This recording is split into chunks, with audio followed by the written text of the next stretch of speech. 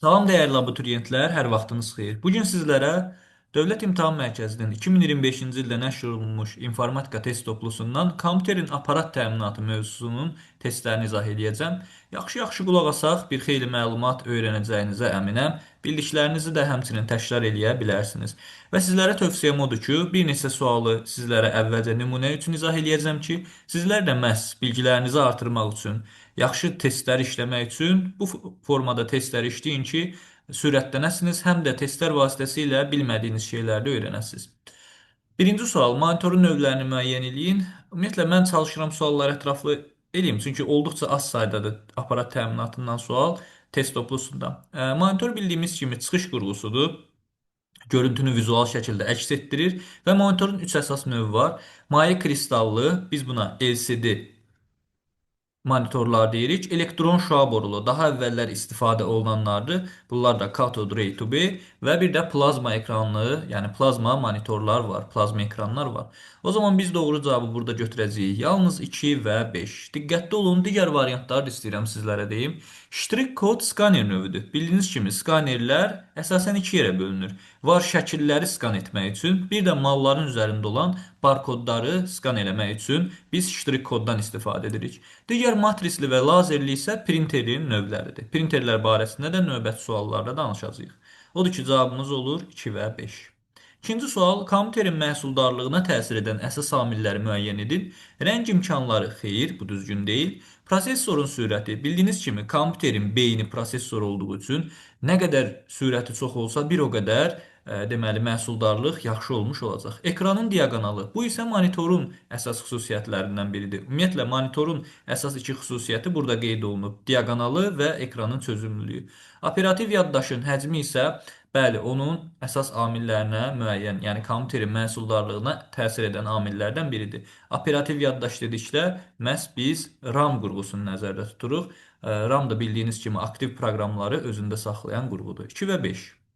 D variantı. Keçdik üçüncü suala. Yalnız çıxış qurğuları olanları seçin. Sensor ekran dedikdə biz planşetləri və ya telefonları da hətta nəzərdə tuta bilərik və ya ağıllı lövhələri. Biz həmçinin telefonu da niyə görə deyirəm? Çünki yadda qalır. Biz necə telefonda həm sensor vasitəsilə daxil edə bilirik, həm də ki, ekranda olan görüntüləri görə bilirik. Yəni həm giriş, həm çıxış qurğusudur. Bu yalnız çıxış qurğusudur demək düzgün deyil. Sensor ekrandan həm görürük, həm daxil edirik. Proyektor yalnız çıxış qurğusudur. Modem həm giriş, həm çıxış qurğusudur. Printer isə çıxış qurğusudur. Web kamerada görüntüləri rəqəmsal şəkildə kompüterə daxil edən qurğudur. Diqqətli olaq. Yalnız 2 və 4 sualın düzgün cavabı olacaq. 4. İnformasiyanı uzun müddət yadda saxlamaq üçün yaddaş qurğuları müəyyən edin. Diqqətli olaq, uzun müddətli yadda saxlamaq üçün deyirsə, bu xarici yaddaş qurğularıdır. Bax, bunu mütləq yadda saxlayın. Və xarici yaddaş qurğuları SSD, hard disk, disket. Disket dediyimiz hansıdır? FDD, yəni floppy disk və ya elastik maqnit disk adlandırırdıq. Digər adlarını da qeyd edeyim. Elastik maqnit disk. Bunun isə həcmi 1,44 megabayta malikdir. Maqnit disk. 1,44 megabayt. Daha əvvəllər istifadə olunurdu. Görürsünüz ki, indiki dövr üçün olduqca həcmi azdır. Bəs digərləri nədir? Baxın, burada yazılan RAM, yəni əməli yaddaş, daxili yaddaş qurğusudur. Həmçinin keş yaddaş da prosesorun tərkibində olan daxili yaddaş qurğusudur. Odur ki, cavab olur 2, 4, 5, yəni C variantı. Keçdik 5-ci suala. Mikroprosesorun əsas parametrini müəyyən edin. Ümumiyyətlə, mikroprosesorun 5 əsas xüsusiyyəti var. Amma abituriyentlər üçün əsasən burada tak tezliyini ifadə edirik. Digər xassələr hansılardır? Tak tezliyindən əlavə prosesorun mərtəbəliliyi, qısa yazacağam bunu. Deməli, prosesorun mərtəbəliliyi, İşçi gərginlik, əmrlər toplusu və daxili keş yaddaşın tutumu kimi parametrləri var. Lakin əsas parametr deyirsə bu tak tezliyidir. Bəs tak tezliyi nədir? 1 saniyə ərzində emal olunan informasiyaların sayıdır. Bir də deyirəm, 1 saniyə ərzində emal olunan informasiyaların sayı və tak tezliyi də müasir dövrdəki kompüterlərdə gigahertzlərlə ölçülmüş olur. Digərləri piksellərin sayıdır, monitorundur, çap sürəti printerindir, qiyməti, bunu həmçinin biz deyə bilərik kompüterin əsas xüsusiyyətidir qiyməti, rəng imkanı da printerin. O zaman D variantı sualın düzgün cavabıdır. İnformasiya daşıyıcıları dedikdə də məhz biz xarici yaddaş qurğularını nəzərdə tuturuq. Bəzən tələbələr burada daxili yaddaşa da müraciət etmək istəyirlər. Xeyr, daşıyıcı demək biz həmin qurğunu alıb başqa bir yerə aparıb taxa bilərik. Bəli, bu da xarici yaddaş qurğularına aiddir. Audio kaset, əlbəttə ki, kaset deyirik. Yəqin ki, kaset hamınız görmüsünüz. Audio, yəni səs kasetləri informasiya daşıyır. Digitizer, hazırda da mənim istifadə etdiyim, bax, ekrandakı yazıları digitizer vasitəsilə yazıram. Bu informasiya daşımır, daxil edir kompüterə məlumatı. Flash yaddaş, burada flash yaddaş yox, flash kart nəzərdə tutulub. Çünki flash yaddaş daxili yaddaşa aiddir. Flash kart, bəli, bu informasiya daşıyıcısıdır. Monitor çıxış qurğusudur. CD-ROM daxili, daha doğrusu yaddaş qurğusudur, xarici yaddaş qurğusu. Bunu da götürürük. Skaner isə giriş qurğusudur. 1-3-5 sualın düzgün cavab variantıdır. Bir daha deyirəm. İnformasiya daşıyıcıları xarici yaddaş qurğularıdır. Keş yaddaş nədir? Prosesorun mikrosxemində olub sürətli yaddaşdır. Aha, düzgün cavabımız elə budur. Kompüterin ümumi işlərini görən qurğudur. Xeyr, kompüterin ümumi işlərini görən qurğu prosesordur, yəni emal edən. Xarici yaddaşın tərkibində olub, bura qədər zaten yanlışdır. Xarici yaddaşın tərkibində deyil. Növbəti variantları təhlil eləyək. ROM tipli yaddaş olub tez-tez istifadə olunan proqramları saxlayır.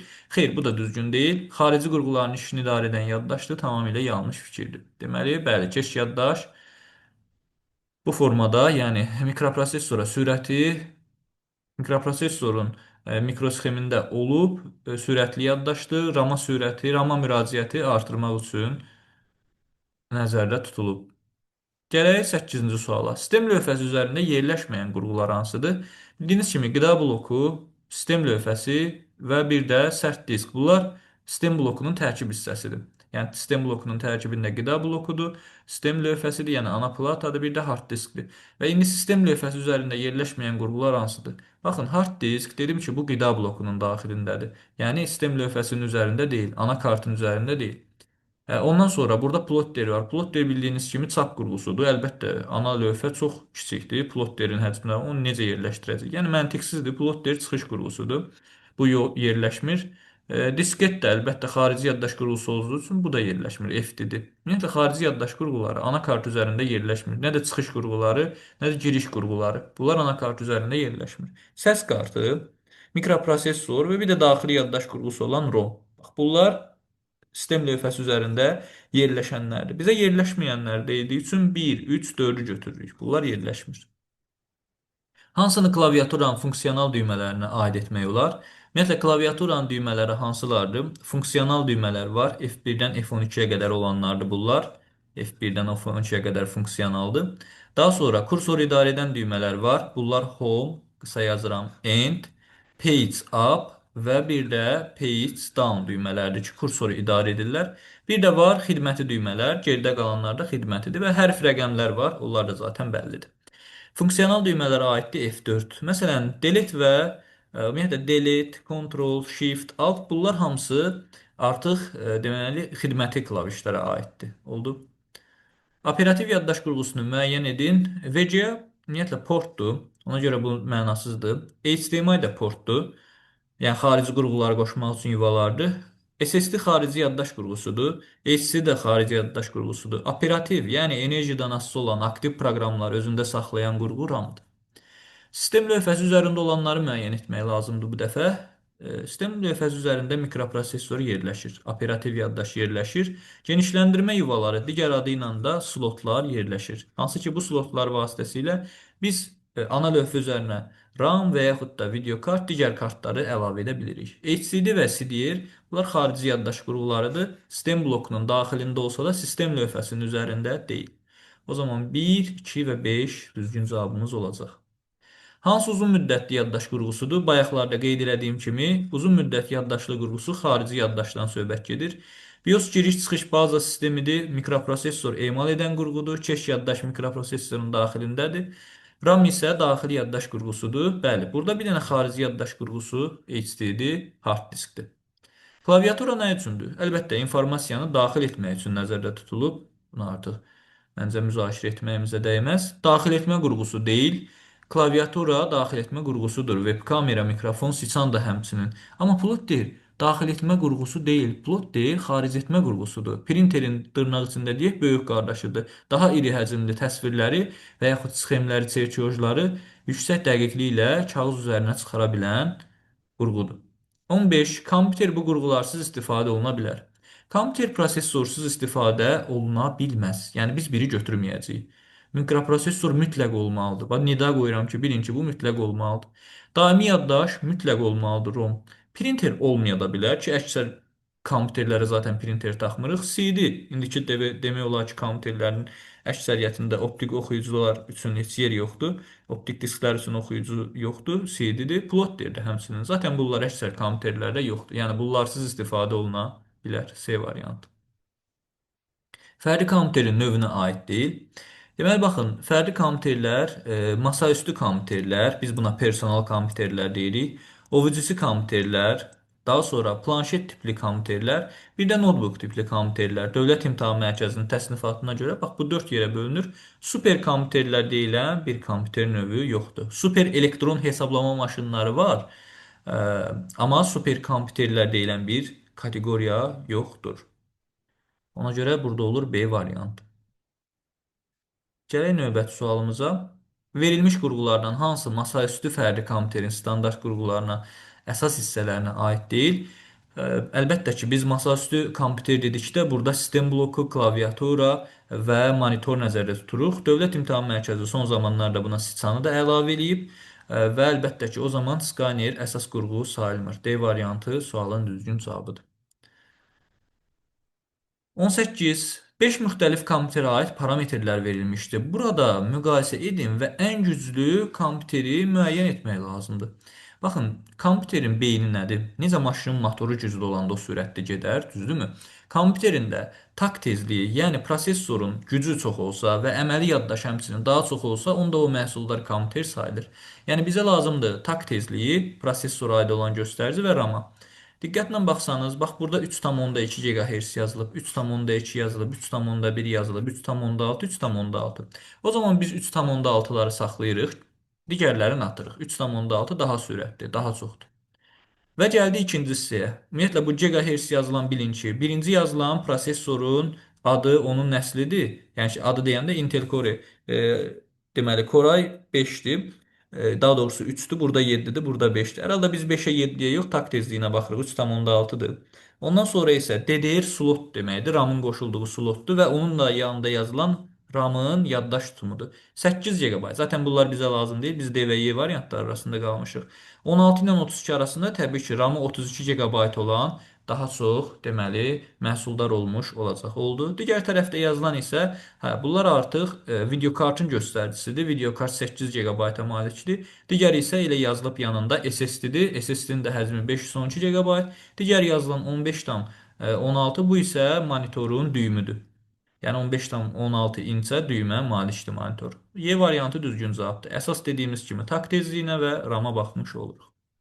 19-cu sualda deyir, notebook diaqonalı 21 düyüm, 21 içi olan monitora malikdir. Bu monitorun diaqonalının ölçüsü neçə santimetr olar? Təxmini hesablayın. Ümumiyyətlə bizə deyim, 1 düyüm 2,54 santimetrə bərabərdir. 1 düyüm 2,54 santimetrə. Əgər 21 düyümdürsə, biz 21 düyümü vuracağıq 2,54 santimetrə ki, neçə santimetr olduğunu tapaq. Bunun üçün kalkulyatordan istifadə edə bilərəm, amma siz çalışın istifadə eləməyin. Özünüz hesablayın. 21 vurulsun, deməli 2,54. Bu da 53 verir təxminən. Görək 53 harda var? 53 də B variantında var. Demək düzgün cavabımız işarələdik. 20. Böyük həcmli təsvirlərin çap edilməsi zamanı, həyata keçirilən zaman printer əvəzinə hansı qurğudan istifadə olunur? Bayaqları mən sizə qeyd elədim ki, bu plotter qurğusudur. Printerin böyük qardaşı. Modem informasiyanı şəbəkəyə ötürən və şəbəkədən alan qurğudur. Yəni daxil edən, xaric edən qurğudur. Həmçinin informasiyanı deyirik ki, rəqəmsala, rəqəmsaldan da analoqa çevirən qurğudur. Skaner giriş qurğusudur. Qrafiki planşet giriş qurğusudur. Stilus da qələmlərdir, hansı ki biz planşetlərdə istifadə edirik. Bu da giriş qurğusu saya bilərik. Plotter isə bəli, printer əvəzinə istifadə olunan qurğudur. Yalnız daxil etmə qurğularını müəyyən edin. Birinci A variantını müqayisə eləsək, burada printer çıxış qurğusudur. Qalanları girişdir. B variantında monitor çıxış qurğusudur. Həmçinin üçü də çıxış qurğusudur. Monitor, plotter və printer. Bu da yanlışdır. Qrafiki planşet giriş qurğusudur. Siçan girişdir, monitor yenə də çıxış qurğusudur. Ona görə C variantını da işarələdik. Bu da yanlışdır. Klaviatura, kamera, skaner. Bəli, burada qeyd olunanlar hamısı giriş qurğulardır. Plotter, siçan, proyektor. Burada da siçan giriş qurğusudur. Daha doğrusu giriş təkcə siçandır. Plotterlə proyektor isə çıxış qurğusudur. Bunlar bizə lazım deyil. 22 xarici yaddaş qurğularını müəyyən edin. Dərhal RAM, ROM, keş yaddaş görən kimi bunun qabağına yazıram. Bunlar üçü də daxili yaddaş qurğusudur. Bununla da daxili yaddaşı da öyrənmiş olduq, yadımızda saxladıq. Kompakt disk, DVD və RAM, yenə deyirəm, RAM daxili yaddaş qurğusudur. RAM daxili yaddaşdır, keş yaddaş daxili yaddaşdır və gəldi Y variantı sualın cavabı olur. Oxuyaq. Maqnit lent qurğusu, streamer doğru. Disket FDD qurğusu düz. CD diski də bəli, xarici yaddaş qurğulardır. Prosesorun tak tezliyinin ölçü vahidi hertzdir. Yəni indiki prosesorlar tak tezliyi gigahertzlərlə ölçülür, amma bildiyiniz kimi ümumiyyətlə tezliyin ölçü vahidi elə hertzdir. O zaman Y variantı olmuş olur. Kompüter işləyərkən hansı qurğu cari anda aktiv proqramları özündə saxlayır? Bunu da bayaqlar qeyd elədim ki, cari anda aktiv proqramları özündə saxlayan RAM, yəni əməli yaddaş qurğusudur. D variantı. Klaviaturanın xidməti klavişləri olan sıranı müəyyən edin. F1 funksionaldır. Baxın, buradan qeyd eləyəcəm. F1-ə görə A variantını siləcəm. Çünki bu funksional düymədir. A variantı getdi. Burada yazılan home və end isə, bax, bunların altından xətt çəkin. Birinci home-la end, bunlar nələrdir? Kursoru idarə edən düymələr. Kursoru idarə edən düymələr. İdarə. B variantı da yanlışdır. Həmçinin burada page up ilə page down C variantında bunlar da kursoru idarə edən düymələrdir. Y variantında isə F12 yazılıb. Bu da funksionaldır. Həmçində home var. Bunları da silməliyik. D variantı düzgün cavabımızdır. Bəli, enter, tab, control, insert, delete. Bunlar hamısı xidməti klavişlərə aiddir. Əla. Davam edək növbəti hissə ilə. Hansı xarici yaddaş qurğusu deyil? SSD, hard disk, flash card, CD. Bunlar hamısı xarici yaddaş qurğularıdır. Amma RAM daxili yaddaş qurğusudur. Məhz buna görə C. Prosesorun əsas funksiyası nədir? Prosesorun əsas funksiyası informasiyanı emal etməkdir. Daimi saxlanması üçün xarici yaddaşdan istifadə olunur. Müvəqqəti saxlamaq üçün RAM-dan istifadə olunur. Kompüteri enerji ilə təmin edən qida bloku adlanan qurğudur. Qida bloku. Qrafik informasiyanı ekrana çıxarılmasını təmin edən də monitor qurğusudur. Demək, bir dənə zaten düzgün cavabımız qalır. Məlumatların emal edilməsi və idarə edilməsi. Operativ yaddaşın funksiyası nədir? Artıq suallar bir növ təkrarlanır. Qurğuların işləməsini təmin etmək, xeyr. Məlumatları daimi saxlamaq, xeyr. Bunlar dedik, xarici yaddaş qurğusudur. Aktiv proqramları və verilənləri müvəqqəti yadda saxlayır. Bəli, müvəqqəti ona görə ki, əgər kompüter sönsə, hər hansısa bir səbəbdən və ya özümüz söndürsək, bizim hazırda emal etdiyimiz heç nə qalmayacaq. Yəni RAM-da heç bir şey qalmır. RAM çünki enerjidən asılıdır. Bunu yadda saxlayaq. Sərt disk hansı məqsədlə istifadə olunur? İnformasiyanı uzun müddət yadda saxlamaq və daşımaq üçün. A variantı elə. Ana plat üzərində genişləndirmə yuvaları hansı məqsədlərlə istifadə olunur? Söhbət slotlardan gedirdi. Digər qurğuları anakart üzərinə yerləşdirmək üçün. Gəlin görək buna uyğun nə var? Qrafik təsvirlərin emalı üçün səhvdir. Elektrik enerjisini idarə etmək üçün yanlış. Proqram təminatı işləmək üçün yanlış. Monitorun işini təmin etmək üçün xeyr. Hardasa monitorun işini təmin etmək üçün monitora köməkçi olan video kartı deyə bilərik biz. Xüsusi qurğuların qoşulması üçün. Bəli, xüsusi qurğu dediyimizdə anakart üzərinə yerləşən RAM qurğusudur və yaxud video kartdır, səs kartıdır. Bunları genişləndirmə yuvalarına əlavə edə bilərik, qoşa bilərik. Əgər operativ yaddaşın həcmində çatışmazlıq yaranarsa, bu kompüterə necə təsir göstərər? Yəni dediyimiz kimi operativ yaddaş aktiv proqramları özündə saxlayandır. Əgər çatışmazlıq olarsa, bu zaman artıq kompüter nisbətən yavaşlamış olacaqlar. Öz fəaliyyətini yavaşladacaq. Qrafik təsvirlər göstərilməz. Yanlışdır, qrafik təsvirlər niyə göstərilməsin ki? Kompüter tamamilə dayanmaz. Uzun müddətli yaddaşdakı məlumatlar silinər. Yəni RAM operativ yaddaş daxili yaddaşdır. Onun uzun müddətli yaddaşlarla işi yoxdur. Kompüter daha yavaş işləyər. Bəli. Yəni məhsuldarlığa əsas belə deyək, təsir edənlərdən biri operativ yaddaşdır və əgər onda çatışmazlıq olarsa, kompüter daha yavaş işləyər.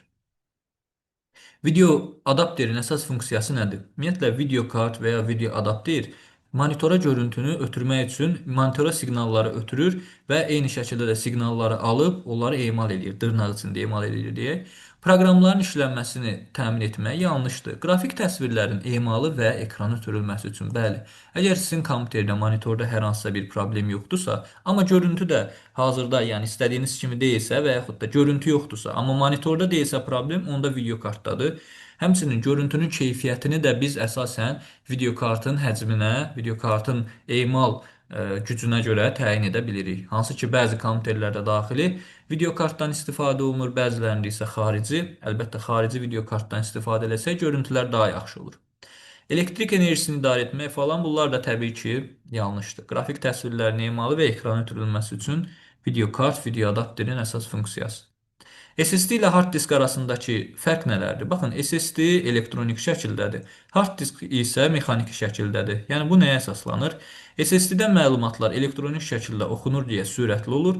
Hard diskdən isə disk fırlandıqca iynə onunla uzunluğu vasitəsilə oxuyur. Dəmir diskdən məlumatları əlbəttə fərq sürətlərindədir. SSD məlumatları daha sürətli oxuma qabiliyyətinə malikdir. SSD daha sürətlidir. B variantı. Keçirik 34-cü suala. Sistem lövhəsi üzərində hansı qurğu yerləşmir? Baxın, portlar yerləşir, genişləndirmə yuvaları yerləşir və sizə gəlin bunların fərqində deyim. Bəzən tələbələrimiz və ya abituriyentlərimiz qarışdırır ki, müəllim, portla genişləndirmə yuvaları eyni anlayışlar deyilmi? Baxın, burada port dedikdə biz xarici qurğuları qoşmaq üçün istifadə olunan yuvaları nəzərdə tuturuq. Xarici qurğular hansılardır? Məsələn, printer, plotdir, monitor. Bu qurğular portlar vasitəsilə əlaqələnir. Amma genişləndirmə yuvaları isə artıq deməli, daxili qurğuları, yəni RAM-dır, videokartdır və s. Prosesor emal qurğusudur. Odur ki, bu da yerləşir. RAM da daxili yaddaş qurğusu olub və yerləşir deməli anakart üzərində, yəni sistem lövhəsi üzərində. Hard disk isə sistem lövhəsi üzərində yerləşmir. Prosesorun tezliyi hansı vahidlə ölçülür? GHz götürənlər əlbəttə ki, düzgün cavabı işarələyirlər. Digərləri isə onsuz da yanlışdır.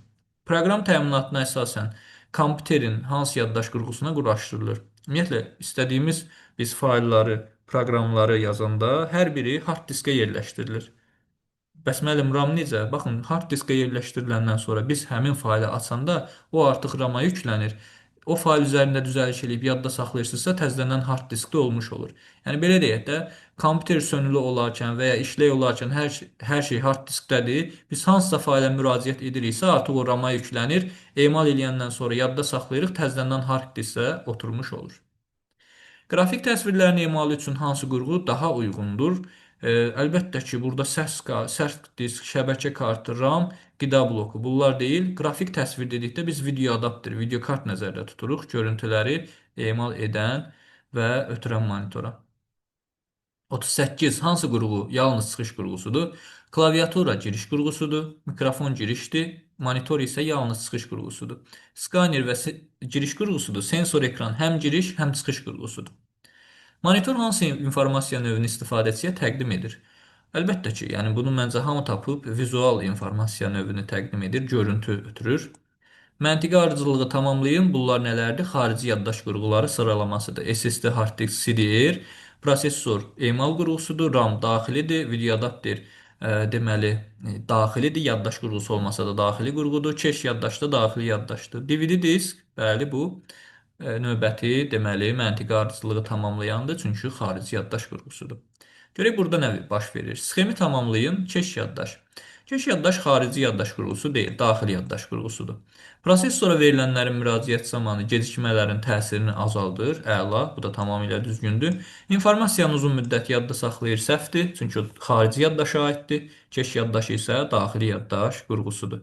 Və sonuncunu oxuyaq. Sürəti 1 saniyədəki kadrların sayı ilə ölçülür. Təbii ki, bu da tamamilə yanlış fikirdir. 1 ilə 3 düzgün cavabımız olmuş olur. Əla, bunu da bildik. İndi isə baxırıq 42-ci suala. Təkliflərdən hansı doğrudur? İnformasiya xarici yaddaş qurğularında saxlanılır. Tamamilə doğru fikirdir. Birincini götürəcəyik. Keş yaddaş informasiyanı daimi olaraq yadda saxlayır. Xeyr, keş yaddaş daxili yaddaş olduğu üçün saxlamır. Prosesorun nüvəsi yalnız mürəkkəb riyazi hesablamalar üçün nəzərdə tutulub. Təbii ki, bu da yalnız riyazi hesablamalar üçün yadda tutulmuşdur demək düzgün deyil. Ən sürətli xarici yaddaş qurğusu sərt qurğudur, sərt disk qurğusudur. Xeyr, bu da düzgün fikir deyil. Ən sürətli xarici yaddaş qurğusu SSD qurğusudur. Ona görə 4-də səhvdir. Ekranın üfüqi və şaqili istiqamətlərində nöqtələrin sayı ekranın çözümlülüyü müəyyən edir. Tamamilə düzgündür. Ekran ayırd etməsi deyirlər bəzən, bəzən də ekranın çözümlülüyü deyirlər buna. Yəni 1 və 5 düzgün cavabdır. Və D variantını işarələmiş olduq. Keçək növbəti sualımıza. Doğru mülahizələri müəyyən eləyin. SSD xarici yaddaş qurğusudur. SSD, bəli, xarici yaddaş qurğusudur. Skaner giriş qurğusudur. Tamamilə doğrudur, skaner giriş qurğusudur. Printer lazerli və matrisli olmaqla iki növə ayrılır. Xeyr. Printerlər zərbəli və zərbəsiz və ya zərbli, zərbsiz olmaqla iki yerə ayrılır. O zaman 3 yanlışdır. Disket ən sürətli yaddaş qurğusudur. Xeyr, disket ümumiyyətlə olduqca zəif sürətə malik olan yaddaş qurğusudur. Mikrofon çıxış qurğusudur. Bu da yanlışdır. Mikrofon giriş qurğusudur. 1-2 düzgün cavabımız D variantı olacaq. Sistem lövhəsi üzərində yerləşən komponentlər hansılardır? Genişləndirmə yuvaları, yəni slotlar var. Sərt disk xeyir yerləşmir. Joystick giriş qurğusudur. Oğlanlar daha yaxşı bilər. Bu PlayStation oyunlarında oynayırlar. Bu da yanlışdır. Prosesor yerləşir. Bəli, operativ yaddaş RAM anakart üzərindədir, sistem lövhə üzərindədir. DVD isə xarici yaddaş qurğusudur, yerləşmir. 1, 4, 5 düzgün cavabımız B variantı. Gəldik uyğunluq suallarına. 45-ə hansı xarici yaddaş qurğularını təyin eləyək? Buradan SSD-ni görürəm mən yalnız. Yəni 1-ə uyğundur Y. Çıxış qurğusu hansıdır burada? Deməli plotter var, uyğundur C. Giriş qurğusu RAM var, web kamera var. RAM, web kamera, o da AB. Prosesor ümumiyyətlə bunların heç birinə aid deyil, o emalı edən qurğudur. 1-ə C, 2-yə, 1-ə Y, 2-yə C. 3-ə də deməli uyğundur AB. Belə bir variant harda var? RAM yox, RAM mən niyə RAM giriş qurğusu götürdüm? Fikrim getdi bir qədər. RAM daxili yaddaş qurğusudur. Bundan bizim işimiz yoxdur. Web kameradır giriş qurğusu. Yəni ki, sizlər də məndən daha əvvəl gördünüz onu. Deməli 1-ə Y, 2-yə C, 3-ə B. C variantı düzgün cavabımızdır. 1Y, 2C, 3-ə B. 46. Hansı fikir yanlışdır? Kredit kartlarının arxasında olan kodlaşdırılmış informasiyanı müəyyənləşdirmək üçün deməli maqnetik skanerlərdən istifadə olunur ki, bu düzgündür. Hətta bunu da yadda saxlayın ki, bəli, maqnetik skanerlərin elə funksiyası bax budur. Kredit kartlarının arxasında olan kodlaşdırılmış informasiyanı oxuyur. İnformasiya yaddaş qurğularında emal olunaraq prosesorda saxlanılır. Bəli, bu yanlışdır. Niyə görə? Çünki informasiya prosesorda emal olunaraq yaddaş qurğularında saxlanılır. Elə bilin ki, bax bu yaddaş qurğularında sözü ilə prosesorda sözü yer dəyişməlidir. İnformasiya prosesorda emal olunaraq yaddaş qurğularında saxlanılır. Cavab yanlış olan B-dir. Skaner görüntüləri kompüterə daxil etmək üçün onları koda çevirir. Kod da dediyimiz sizi çaşdırmasın, yəni rəqəmsal formaya gətirir və bu kompüterə yerləşdirilir fail kimi. Lazer printerlərində çap etmək üçün lazer texnologiyasından istifadə olunur. Doğru. Siçanın təkərciyini fırlatdıqda ekranda olan göstərici yerini dəyişmir. Düzdür, dəyişmir. Bəzi tələbələr bunu doğru cavab götürür şagirdlər. Baxın, biz siçanın kursorunu, yəni təkərcəyini fırlatdıqda hazırda ekranda olan məndə qələm işarəsidir. Yəqin ki, görürsünüz. O öz yerindən tərpənmir. Sadəcə səhifələr yuxarı aşağı getmiş olur. Fikir verin. Qələm həmin yerdədir. Sadəcə səhifələr yuxarı gedir, gəlir bu hissəyə. Yəni kursor doğrudur, öz yerini dəyişmir. 47. Hansı fikir doğrudur? Lazerli printerlərin sürəti dəqiqədə çap etdiyi səhifələrin sayı ilə ölçülür. Bu düzgün fikirdir. Elə A variantı düzgün cavab. İlk monitorlar maye kristal monitorlardır. Xeyr, ilk monitorlar elektron şua borulu monitorlar idi. Və ona görə burada səhvdir maye kristal. Səhv. CD qurğularında daha çox video tipli, xeyr, CD-də əsasən audio tipli saxlanılır. Monitorda görüntülər tamamlayıcı rənglərin istifadəsi ilə alınır. Əlbəttə ki, yanlışdır. Video kartın köməyi ilə alınır. Kompüterin internetlə bağlanması üçün şəbəkə kartı olmaya da bilər. Tamamilə yanlış fikirdir. Elə bir biz kimlərlənsə danışmaq istəyirik, amma susub qalmışıq. Yəni əlbəttə ki, danışmaq üçün biz ünsiyyət qurmalıyıq. Odur ki, internetdə qoşulmaq üçün gərək şəbəkə kartı mütləq ki, ola. 48. Kompüterin məhsuldarlığına təsir edən əsas faktorlar monitorun keyfiyyətli əks etdirməsi, xeyr, bu məhsuldarlığa çox da təsir eləmir. Prosesorun tak tezliyi, əla. Yüksək keyfiyyətli çap imkanı bu dəxli yoxdur, printerə aiddir. Video sistemin məhsuldarlığı əlbəttə ki, əsas məsələlərdən biri bəli, video kartın, video sistemi məhsuldarlığıdır. Web kamera piksellərinin sayı çox kompüterdə, web kameralarda yoxdur. Operativ yaddaşın həcmi isə bəli, əsas məhsuldarlığa təsir edənlərdəndir. 246 elə A variantı sualın düzgün cavabıdır. Uyğunluğu müəyyən edin. Giriş qurğuları. Giriş qurğuları bu hissədə klaviaturanı görürəm, bir də web kameranı görürəm. Yəni B və Y uyğundur bura. Çıxış qurğuları proyektor var, monitor var. Yəni A və C bura getdi. Yəqin ki, D-yə də uyğundur yaddaş qurğusu. Bəli, sərt diskdə yaddaş qurğusudur. 1-ə BY, 2-yə AC, 3-ə isə deməli D. Bax görək bu arada var. 1-ə B-yə, 2-yə A-sı, 3-ə D. Hə, D variantında elə var. Doğru. D variantı biz istədiyimiz cavabdır. Sistem blokunun daxilində olan xarici yaddaş qurğularını müəyyən edin. Sistem blokunun daxilində hard disk ola bilər ya da ki SSD ola bilər. Yəni bu ikisi ola bilər. 1 və 4.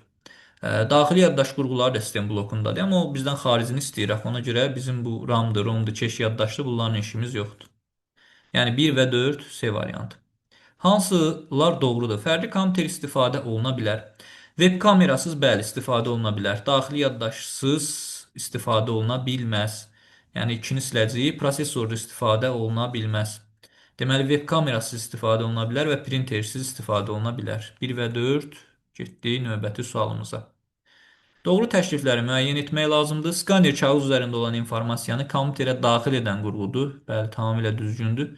Monitorun üfüqi və şaquli nöqtələri dedikcə onun diaqonalı nəzərdə tutur. Xeyr, monitorun üfüqi və şaquli nöqtələri ekran çözümlülüyünü nəzərdə tutur. Yəni burada diaqonalı demək yanlışdır. Diaqonalı onun ölçüsüdür. Lazerlə printerin sürəti 1 saniyədə çap olunan simvolların sayı ilə ölçülür. Demək, bu yanlış fikirdir. 1 saniyədə çap olunan simvolların sayı ilə yox, səhifələrin sayı ilə ölçülür. Yəni 3 yanlışdır. Monitordakı piksellərin sayı nə qədər çox olarsa, o qədər keyfiyyətli olar. Tamamilə düzgün fikirdir. Klaviaturada delete düyməsi kursordan sağdakı simvolu silir. Bəli, delete kursordan sağdakını, deməli backspace isə soldakını silmiş olur. Demək, burada düzgün cavab 1, 4, 5 olacaq. 1, 4, 5 o da C variantında var. 53. İnformasiyanı yalnız xaric edən qurğular qrafiki planşet daxil etmədi. Sensor ekran həm daxil etmə, həm xaric etmədi, həm daxil etmə, həm də xaric etmə.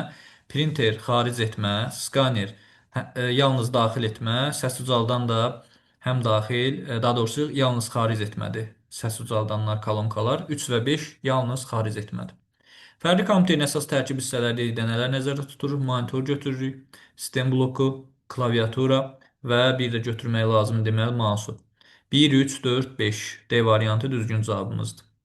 Lazerli printerin çap sürəti 1 dəqiqədə çap edilə bilən səhifələrin sayı ilə ölçülür. Gözəl. Baxın, özü də bizə lazerli printerin burada sürətini deyir ki, çap sürəti 1 dəqiqədə səhifələrin sayı ilə. Bəs simvolların sayı ilə nə ölçülür? Matrisli tipli printerlər, bildiyiniz kimi bunlar zərbəli printerlərə aiddir.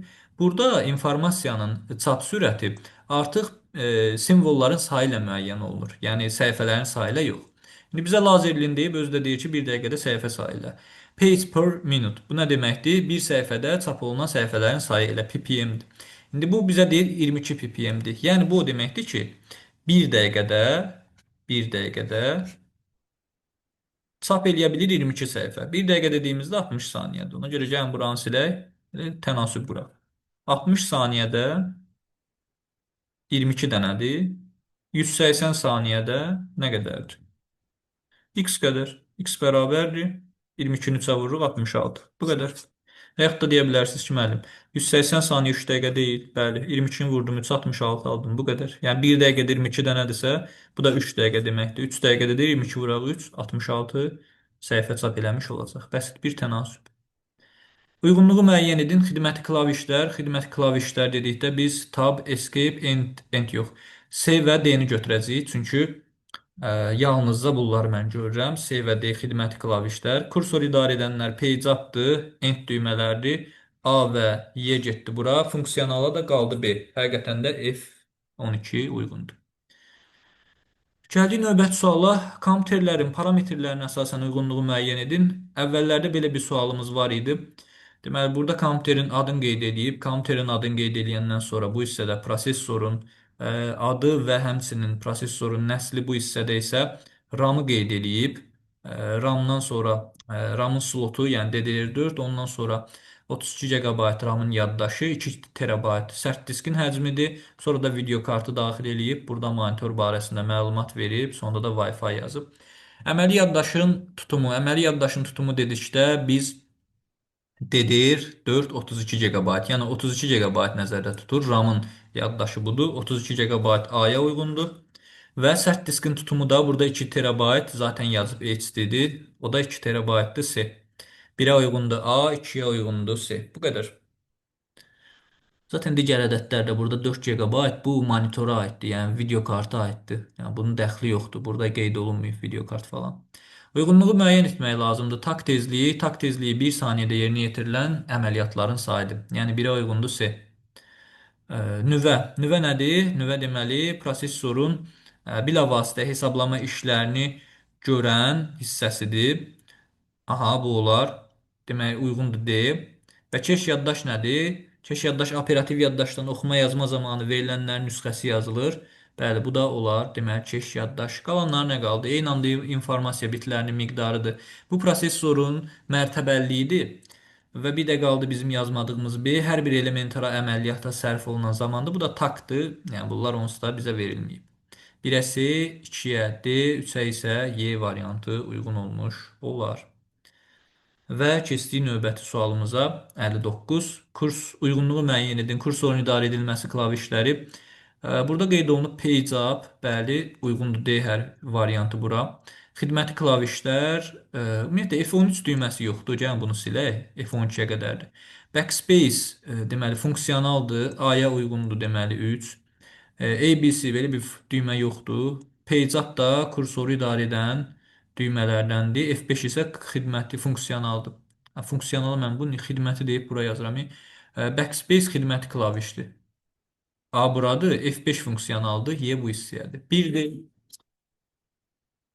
məni başa düşmədi telefon. 1D, 2A, 3-ə Y. Bax bu formada düzgün cavabımız olmuş olacaq. 1D doğru, 2-yə baxım. A backspace, bəli, funksionaldır, düppədüz. Gəldik 60-a. Kursoru uyğunluğu müəyyən edin. Kursorun idarə edilməsi klavişləri. F15 yoxdur, bunu silək. C variantında silək. Bunlar zaten düymələr deyil. Düymələrdir, yəni burada qeyd olunanlar deyil. Hərf rəqəm formasında yazılan yazılardır. Düymə deyil də, hə, düzgün deyirik. Bunlar düymə deyil, ayrıca. Caps Lock deməli xidməti klavişdir. O zaman 2-yə A getdi. Home kursoru idarə edəndir. Sətrin əvvəlinə gətirir kursoru. F1-də funksionaldır. Bu da Y. 1-ə D, 2-yə A, 3-ə Y. Keçdik növbətisinə. Monitora aiddir. Ştrik kod, diaqonal ölçüsü, matris tipli video apışını. Monitora aiddir burada diaqonal ölçüsü. Ona görə B. Həmçinin də video adapterdə uyğunlaşdırmaq olar. Yəni B və D uyğundur bura. Printerə aiddir burada. Matrisli və şırnaqlı. C deməli Y bura getdi. Matrisli və şırnaqlı. Ştrik kodda skanerə aiddir. Bu qədər. 1-ə B-dir, 2-yə C-Y, 3-ə isə A uyğun gəlmiş olur. Bu da 2025-ci il informatika test toplusundan kompüterin aparat təminatı testlərinin izahı. Ümid eləyirəm sizlərə aydın olmuş oldu. Bir növbəti video izahda görüşənədək sağ olun.